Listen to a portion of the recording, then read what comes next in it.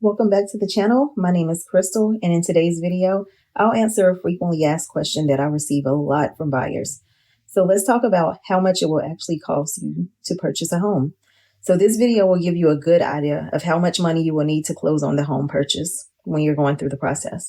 So before we get started, please take a minute, pause, and hit the like button. Subscribe, click the notification bell for updates and new videos as I post. So if you're thinking about buying a home, you definitely do not want to get in the middle of a process and be caught off guard when asked to come out of pocket for certain expenses. In this video, we will look at the expenses you will need to set aside before beginning the process of purchasing a home. So let's go over the 4 out-of-pocket expenses to prepare for. So when buying a home, a buyer will pay out-of-pocket expenses not included in the loan.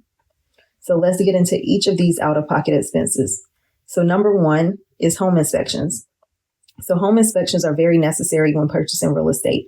Home inspections allow you to see what repairs are needed before taking over the property as a new owner. This can save you a lot of money.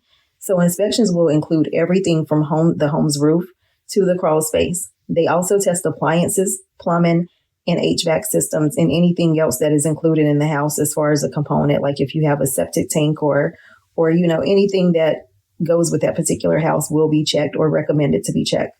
So if anything needs more inspection, so the inspector, they're able to look over the HVAC, they're able to cut it on and test it. But if there's anything more that needs to be done, you have to pay for a separate inspection by calling that specific vendor, HVAC vendor or plumber or whatever. So a general home inspection costs between $300 to $700, depending on the home square footage. That's what the home inspectors price the inspection now by home square footage. But normally I've seen $300 to $700 going up to like a 5,000 square foot home.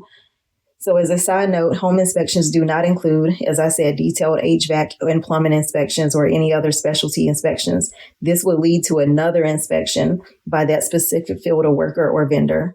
As I gave you an example, a plumber or someone that specially works on HVAC units.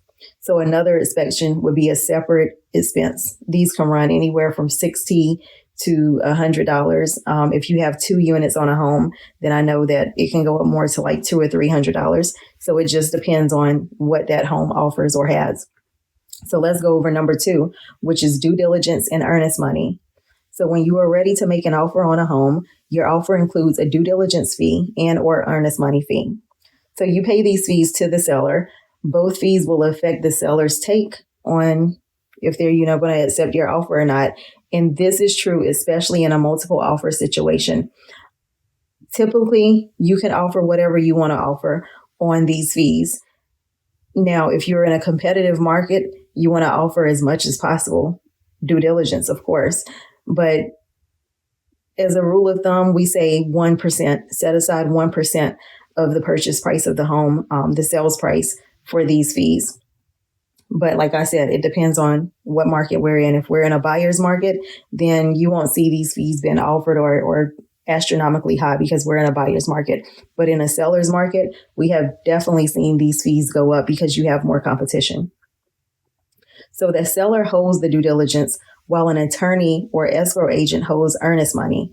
As a buyer backing out of the contract, for any reason, forfeits your due diligence.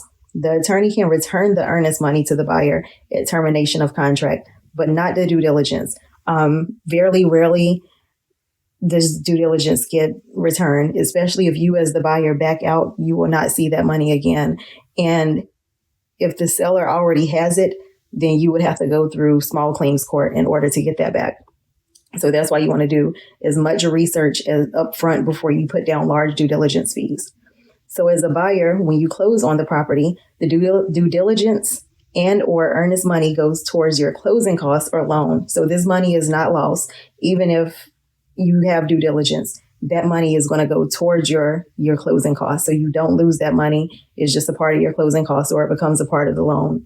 And a lot of times people end up getting money back at the closing table because of this. So down payment amounts depend on the type of loans that you are using. We're going to talk about down payments next.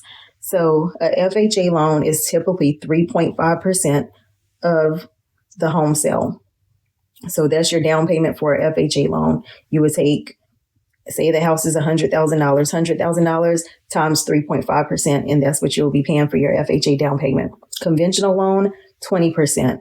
Your VA and your USDA are both 100% fully funded loans, but you still have to pay outside closing costs in order to close. A lot of people get that confused, like, my loan is 100%. No, you still have to bring some money to the table because you have to pay your own inspections and certain things that will involve actually closing on the house and other vendors that you have to pay.